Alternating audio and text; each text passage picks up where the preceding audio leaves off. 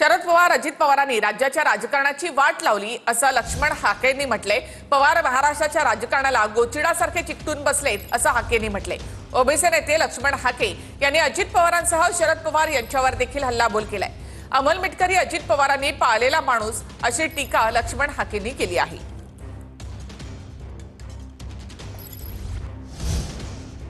तर धरणवीरांनी विवेक आणि विकृती शिकवू नये असं लक्ष्मण हाकेंनी म्हटले। पुन्हा एकदा त्यांनी अजित पवार यांच्यावर टीका केली। फेसबुक पोस्ट करत लक्ष्मण हाके यांनी अजित पवारांवर निशाणा साधलेला आहे। अजित पवार यांनी कधी महात्मा फुलेंची पुस्तकं वाचावीत असं देखील हाकेंनी त्यांना म्हटले।